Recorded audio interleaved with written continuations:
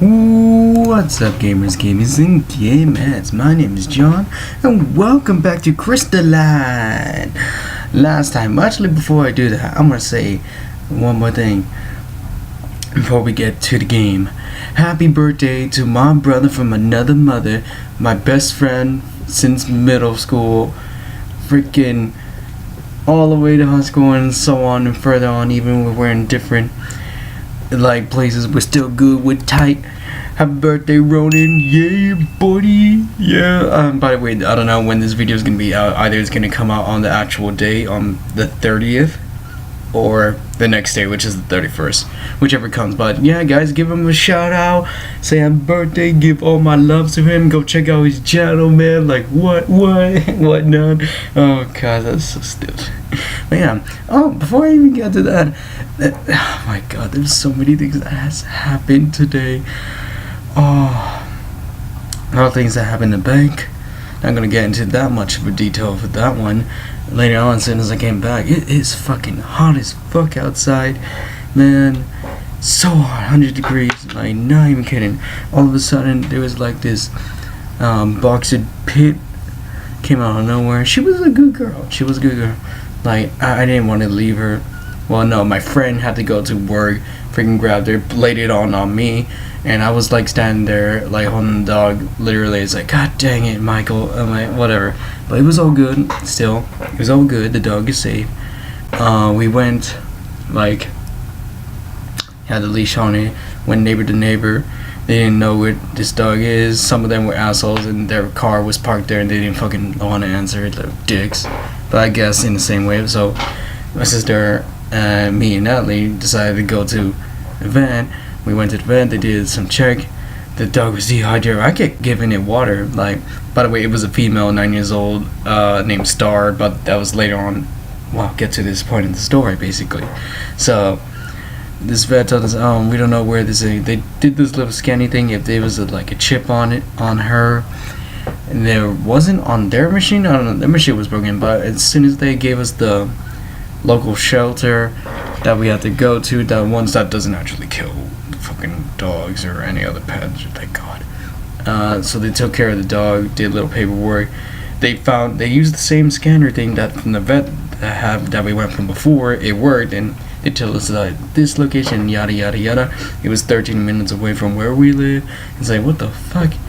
Are you serious? And say, how the hell did you get out from 30? And the owner didn't answer. Like, either the owner moved away or whatnot. And it's like shit. And like they were trying to get us the dog to keep it at our house, but we couldn't. We fucking already have a dog, man. Honestly, but she was a good girl. Star was a good girl. She listened at least. She was a good little pup.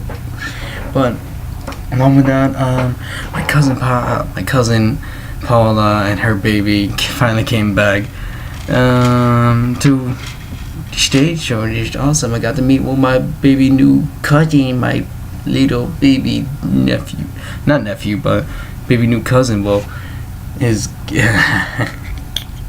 if you've seen it on my Twitter, you know what I'm talking about, or Instagram, so whatever. You know what, enough of me rambling of that. Let's continue the story from last time. Basically, our main protagonist, I know this has been a long intro, our main protagonist enter a world that he has no idea.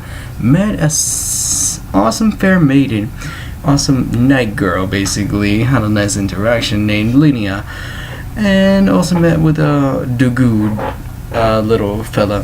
And now we're gonna go to the village. So let us continue. Linnea nods and brings us back onto the path, and she walks in the direction of the village. That Pongo, it was a Pongo, not dog, I don't know. Pongo follows us, staying a step behind. We travel for quite some time together. Oh. Wow, that's visual effect, honestly. Oh, the music's good too. It's been pretty silent. I wonder if I should say something. Oh, I get to freaking do options. Alright, let me quick save this just quickly. Alright, let's see. Ask about the Pongo. Ask her what brought her here. Ask her about her gauntlet.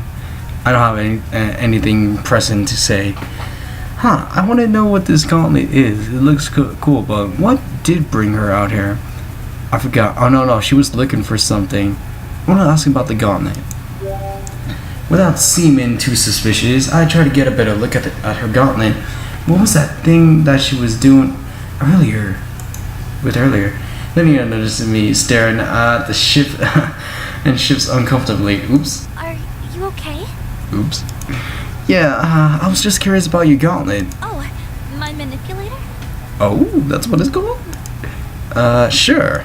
All mages have a manipulator. It's how we use energy to interact with the elements around us. Oh, that's pretty interesting. That's neat. Wait, you mean you can cast spells? I suppose that's one way to phrase it. So basically, yeah. I mean, you're a mage knight. Whoa, can you show me something cool? Like what? Anything. Tornado power, cast magic missiles. Let me quick save this too. I'm quick saving a lot. Alright, anything.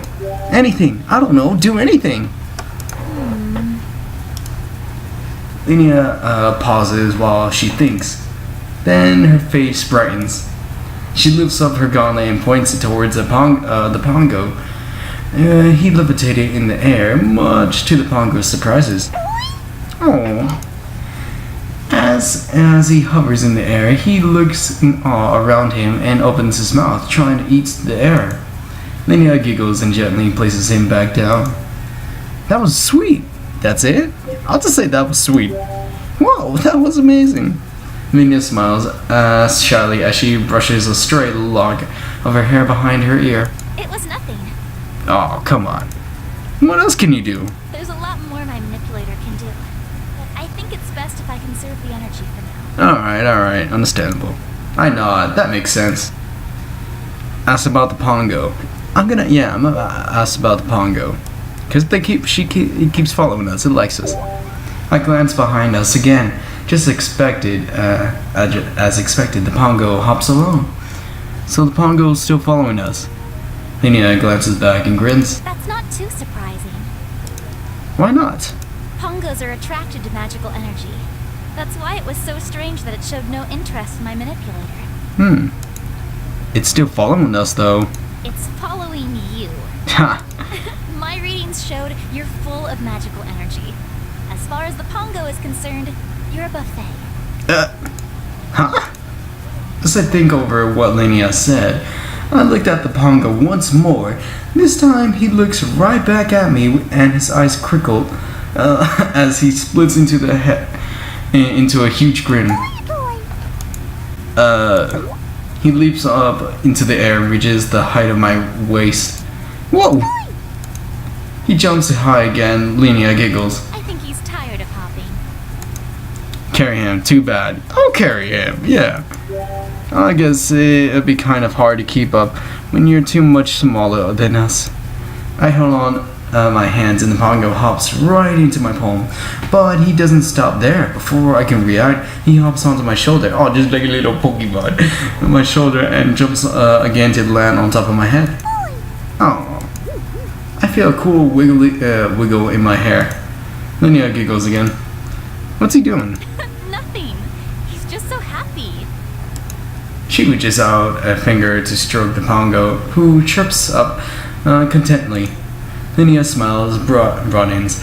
Then she clears her throat as she tries to take a more serious expression. Her step quickens as she resumes walking. Ask about what brought her here. Yeah, let's ask her about what brought her. So, not that I'm complaining, but what exactly were you doing out here in the field? The field? Where you found me. Oh, there have been rumors of high energy readings around Oh yeah, Meadowhill. that's right. So I was sent to investigate. Yep. I had already checked out the surrounding area, and there'd been no clear source for all that excess energy until today. When you met me? She nods. I hadn't been in the field for very long before you found me, though. You might be a byproduct of whatever created the energy spike in the first place. A byproduct? What do you think that was? I'm not sure. I haven't seen readings of that level before. The Mage Academy should be able to help explain. I wonder what it takes to become a mage. So besides magic, what else does a Mage Academy teach? Oh, all the basics. How to use a manipulator, how to control your energy. The many usages and differences between crystals and spheres. Ooh, got it. Crystals and spears? You know what? Let's do it. Crystals and spears? What exactly is this crystal stuff you keep mentioning? You mean the difference between crystals and crystal spheres?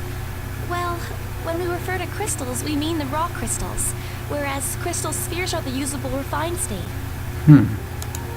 That's helpful, but I meant crystals in general. She stares at me in her eyes as she's trying to judge if I'm serious. It's the power source for, well, everything. Ooh. I look blankly at her. You don't use crystals where you come from? Nope. Well, except for like rings or accessories. No. Her mouth falls open as she looks at me in a bewilderment. With no crystals, what else do you use to power things? Renewable energy, reusable gas, anything. Yeah, lots of stuff. I count off my fingers.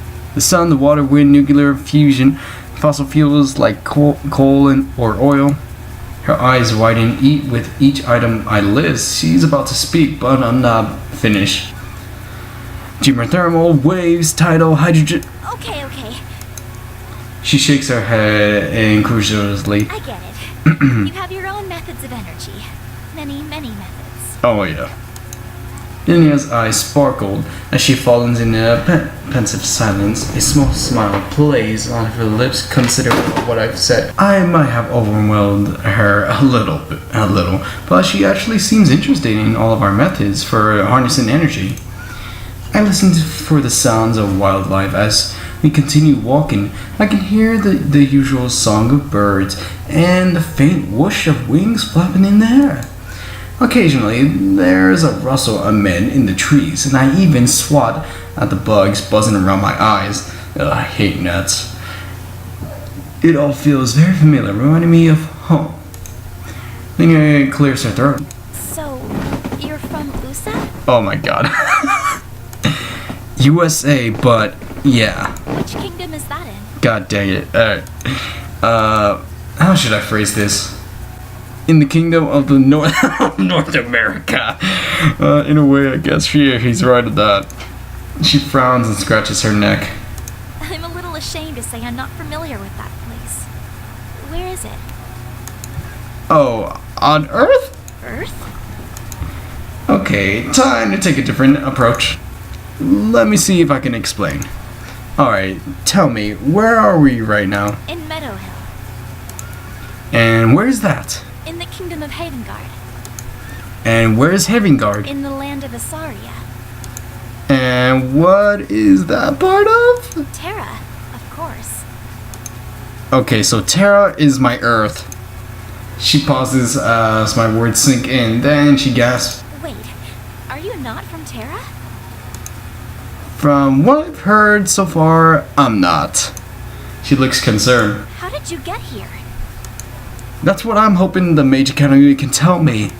Right, but I mean, how did you come to Meadowhill specifically? Do you remember anything before you were in the field? I think back, I was studying in the library and I've been extra tired because that's the same day I have my evening class. And I still remember everything about me in my past. Yeah. Well, at least we know you don't have amnesia. That would suck. I nod. She lapses back into silence, looking thoughtful. I have a lot to think about myself. My head is swimming with everything I've learned so far. Although there are some similarities between Terra and Earth, I've only scratched the surface on all the differences. I really hope the Mage Academy can help explain what is going on, and more importantly, how can I get back home? The Pongo flips in front of my eyes. I carefully scoop him back into my place on my head. Whoa, what happened there? Did you slip? Is it in my imagination, or did that poi poi sound like a little sheepish? Linnea looks over and grins. You were trying to get a good look at our friend here, weren't you? I feel movement on my head as I assume the Pongo nods. Looks like someone got a little adventurous and lost his footing. I let out a chuckle as Lena giggles. Once the pongo is secured, we continue walking. Transition. Alright, cool. We're finally gonna be at the Mage Academy, hopefully. The sun dips in the sky and bathes the tips of the trees in a soft glow. My feet aches in protest with each step I take, and my legs are tight from all the walking. Oh, this looks nice. Oh, this definitely looks nice. Finally, we look upon the perimeter of the village. Lena grins as she leads me through the gates. Here we are, Meadowhill Village. Looks pretty dope. Take the time to catch my breath and discreetly rest my burning muscles.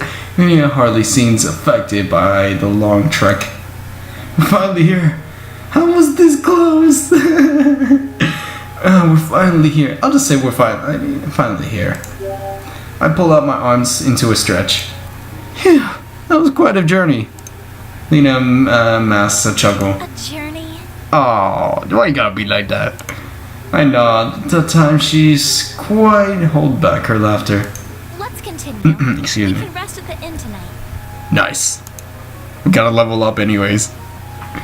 As she resumes walking, I ignore my screaming legs and follow her. The village is still bustling with people. Yeah, just look at all the people bustling. Oh, look at the sky, it's beautiful. The village is bustling with people, even if, at this time of day. I suppose they're getting in their last errands before nightfall. For the most part, everyone seems to focus on their own task. They barely glance at Lena, but when their gazes are drawn... Oh, damn it. They barely glanced at Lena, but when they get their gazes are drawn to me, they don't look away. Well, I'm fabulous, bitch. Oh my god. In fact, their steps slow, and they crane their necks as we pass. Now I know how an animal feels at a zoo. Lena overhears my mutter and watches the people around us. It's your clothes. They're very peculiar. Oh, what? How am I peculiar? Well, since I'm not in the medieval. What am I wearing is normal where I'm from. Even though the stares are directed at me, Lena seems equally uncomfortable. Okay, new plan. Let's stop by the shops before they close. We don't need to draw attention to ourselves. Oh, well, you don't have to be so ashamed of me, girl. I have fashion sense. I instinctively pat my back pocket where I keep my wallet. I doubt they'll accept card here, or dollars. I don't have any money. That's okay. I'll take care of it. Oh, thank you, girl. Oh, thank you. You're such a doll. I like a girl who's independent. That's really generous. Don't make a big deal out of it. Oh, no. You know what? Let me quick save this. I want to see if there's a funny route I can do later on. Maybe. Let's just do the regular thing. Let's do the gentleman. That's really generous of you. Thank you. I really appreciate it. It's understandable given your circumstances. Oh, well, don't even... I'll pay you back once I can. Lena smiles and nods. I'm a puppy. Lena changes direction and leads me towards the adjacent street. There are rows of quaint street shops leaning both sides of the road. I read signs as we walk by. Edwards Apothecary, Blackstone Forge, Dragon Scale Armory. Huh. What is it? I was just thinking how convenient it is that everything is in English here. English? Uh-oh. I should have expected the question based on how of our previous conversation have gone, but I'm still a little taken aback. It's what we're speaking now. We're speaking common. What? Lena pauses in front of a shop and peers inside. Satisfied, she motions for me to follow. Never mind. Come on in. We're here. Transition! I step into the shop, and the first thing I notice is the overpoweringly musty smell of leather. It's not surprising considering the walls are lined up in different types of leatherware. Ooh, I like it. A small elderly man emerges from the back. A pair of round glasses sits on his nose, and a apron hangs around his neck. Apron. My bad. Take a look around. Oh, his smile flatters when he notices me. Lena clears her throat. We're looking for a new wardrobe for my friend here. Yes, of course. The shopkeeper blinks back to reality and resumes his pitch. Well, you come to the right place. We tan our hides and stitch the pieces ourselves. You won't find any finer quality than here. Lena smiles politely and strolls towards the selection. I checked out two seemingly identical leather vests, both of which are marked at different prices. I really can't see a difference between the two. Maybe they boost different stats? Hey Lena. She turns around. Which one of these will increase my defense, strength, dexterity, intelligence, focus? I want to save this too. Okay. Strength. I don't know. I don't know. We just started basically. Dexterity, intelligence, focus.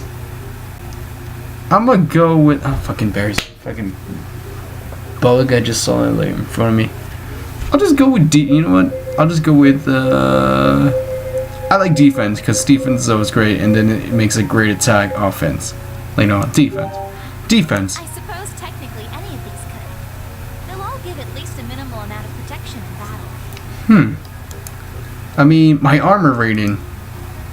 So none of these raises the what the fuck happened? I don't know. Then it gives me a weird look.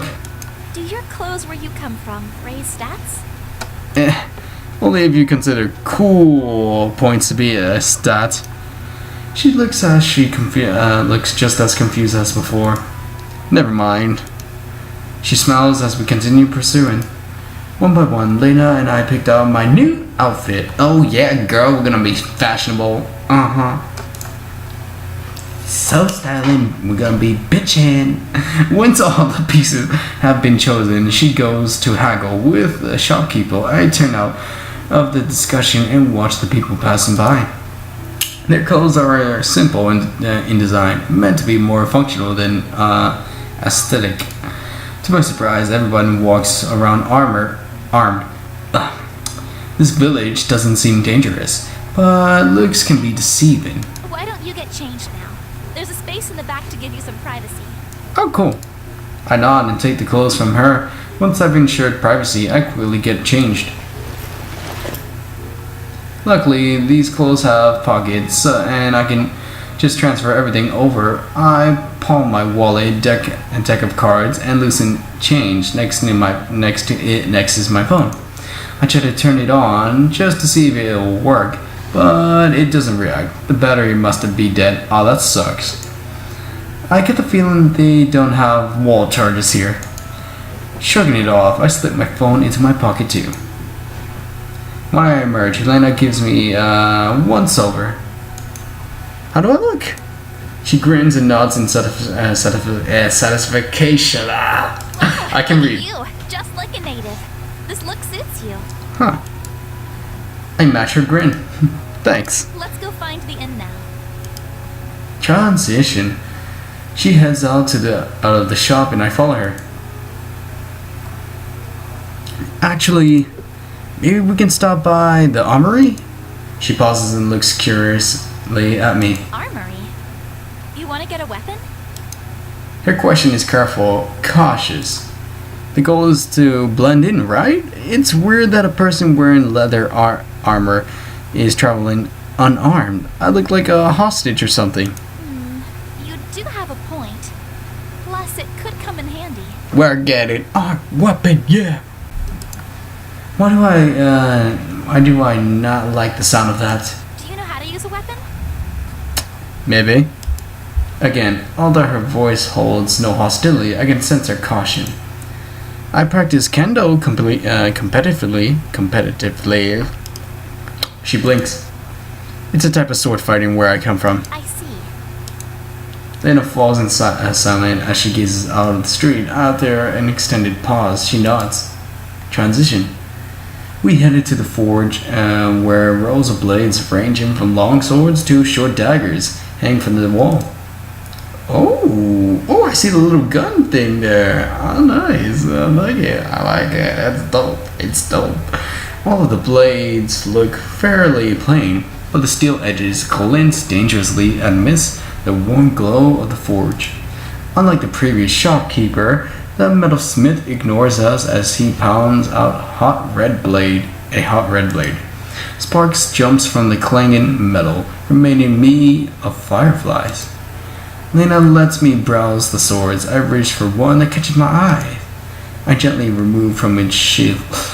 I miscalculated its weight and I dropped it. Oh, that sucks. And the steel scratches the ground with a sharp screech. The metalsman pauses in his works to a glower and to a glower warning. Lena looks in shock. My bad. Careful. I quickly right the sword back up and grip it tightly. Lena now watches me with intrigue. Is this the first time you've held a sword? Practice once only. I live. Just a minor miscalculation. I got it. Let me quick save this one. So many saving. Just a minor miscalculation. I got it.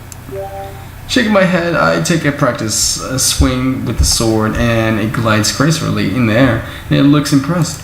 Was that a move from your kendo? I nod. Not bad. I swing again, and the movement flows naturally. As the sword cuts through the air with a sharp thwang, I can't help but admire how smoothly it slices. This is a high quality craftsmanship. Let's go with this one.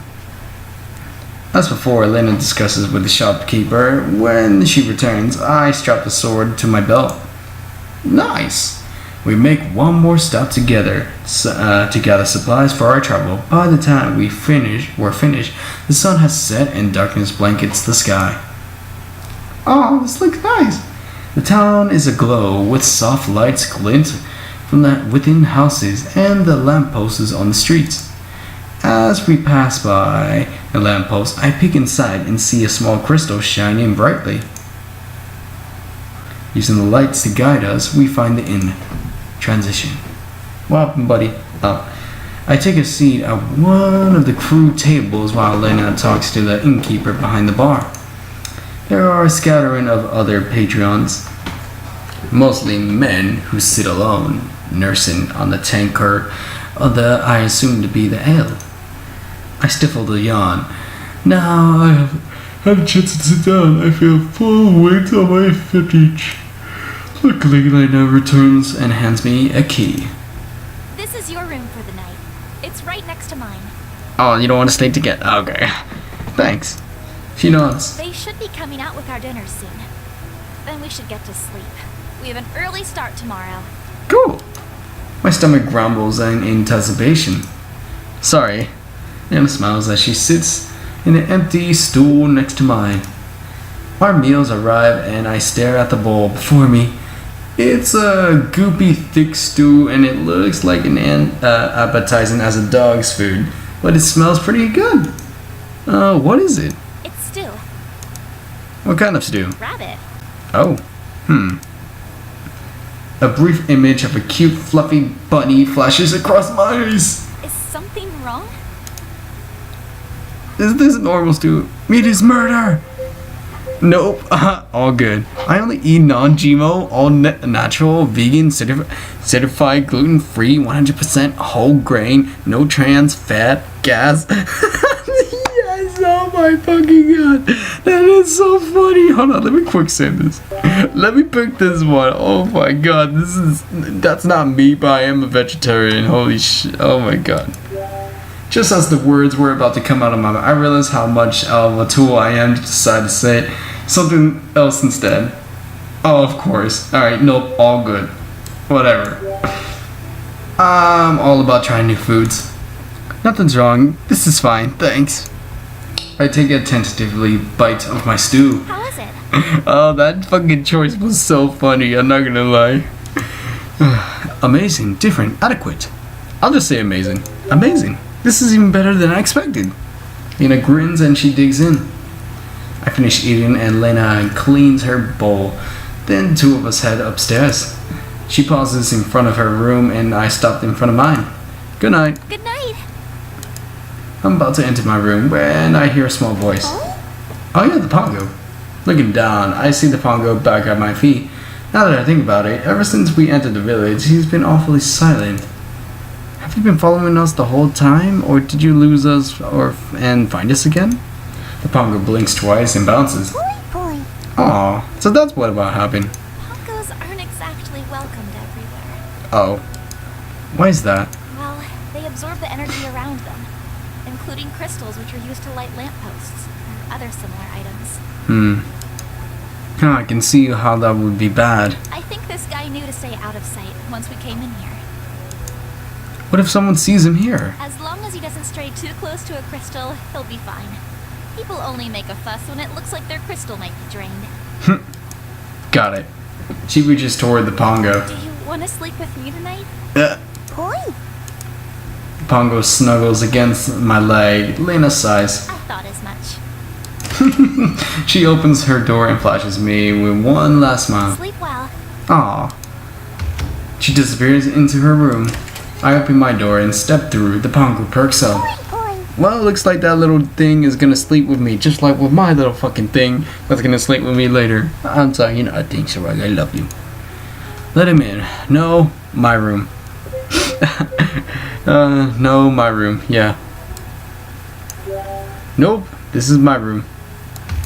I close the door before the Pongo can go in. I hear a muffled thump. Oh, I thought he was gonna go. No, let me go back. Let me go back to the other option. Let me go back. Hold on, I'm a dick. Oh my god.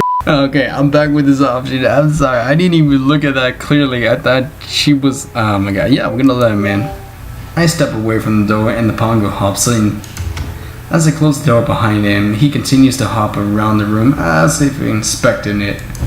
Yawning widely, I collapse onto the bed. The Pongo continues to circle the room. Are you looking for a good place to sleep? Oh.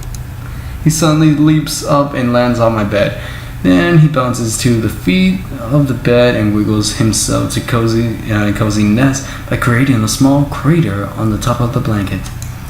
I can't help but grin at the little guy. Good night, Pongo. Oh. I roll over in the bed, and it's not long before I'm fast asleep. Transition. A knock on my door jolts me awake. Yeah. I sit straight up in the bed, and I barely notice the tiny yelp as the Pongo tumbles to the floor. Hello? The knocking stops. It's Leanna. Are you about ready? Oh. I rub my eyes and blink at the feeble rays of light outside. What time is it? It's past dawn. We need to get a move on if we want to make a good time. Dawn? That's no good reason for anyone who should be awake at this hour. I attempt to lay back in my bed when the knocking starts again. Alright, I'll be there in a minute. The noise stops. I yawn and stretch and then notice the Pongo on the floor. What are you doing on the floor, buddy? Weren't you sleeping on the bed? The Pongo wiggles and shoots me accusatory look.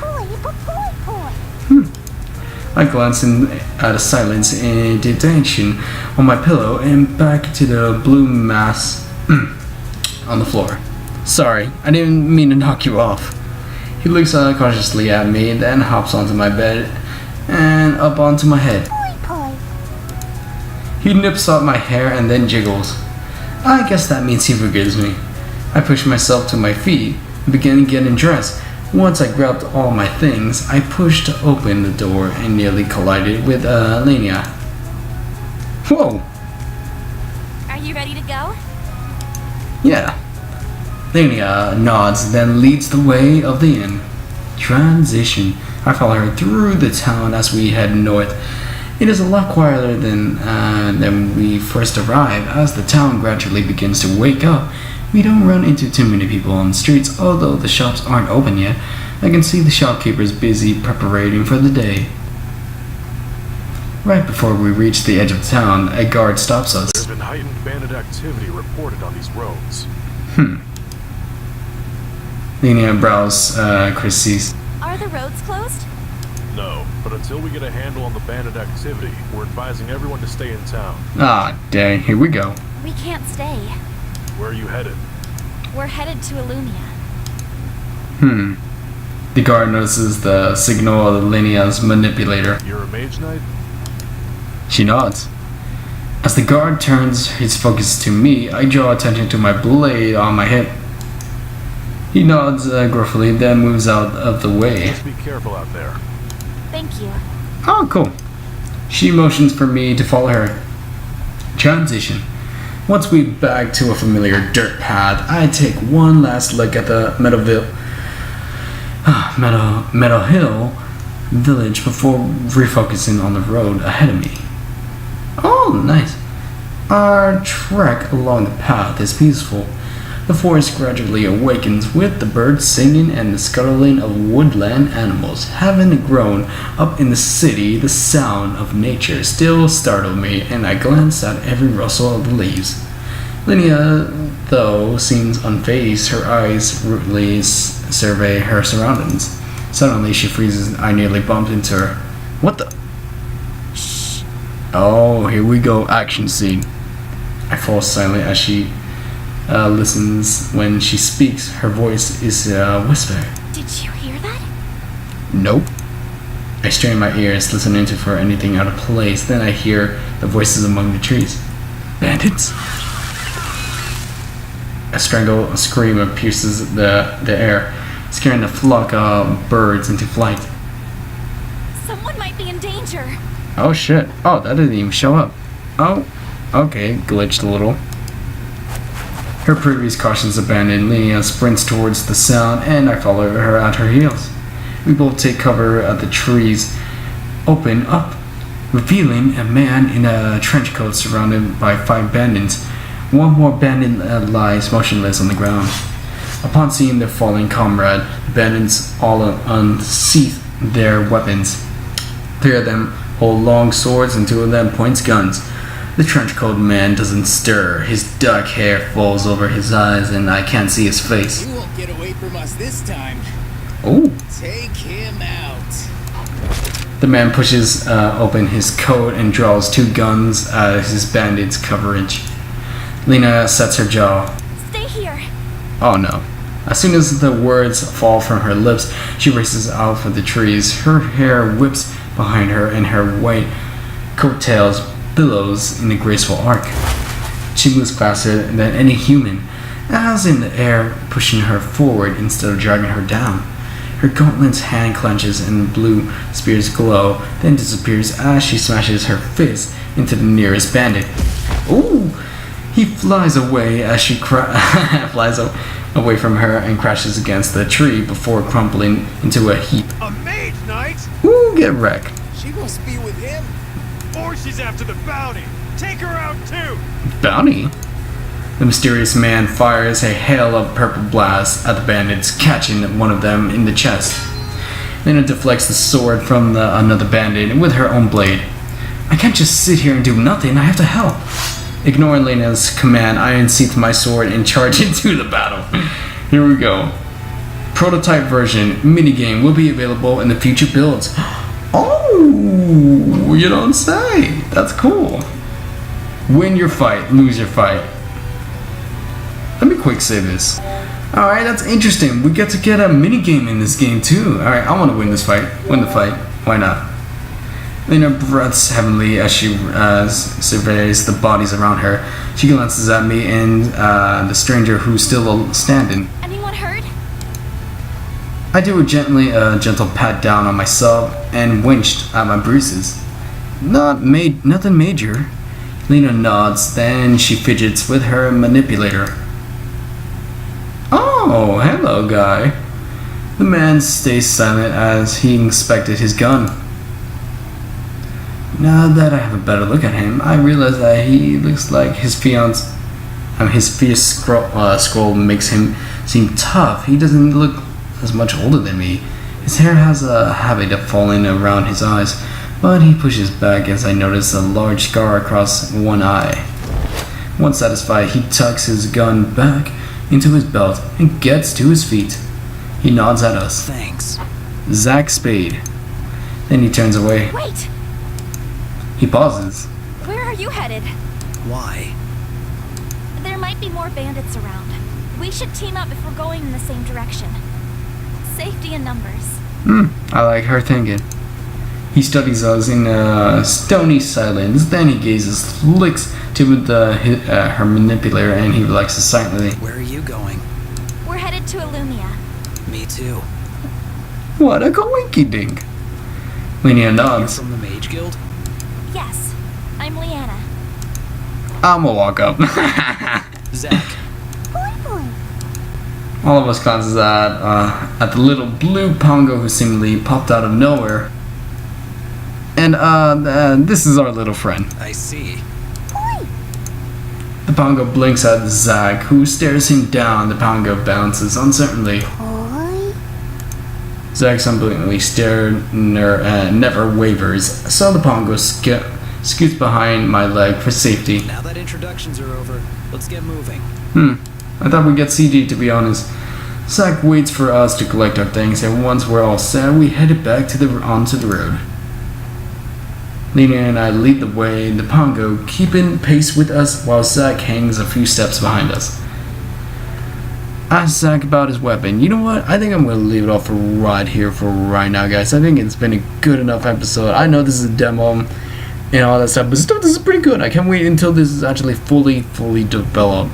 So, without further ado, guys, I hope you guys have a good night, good evening, and good morning from wherever you're from. So, peace out and sayonara, guys. Bye-bye.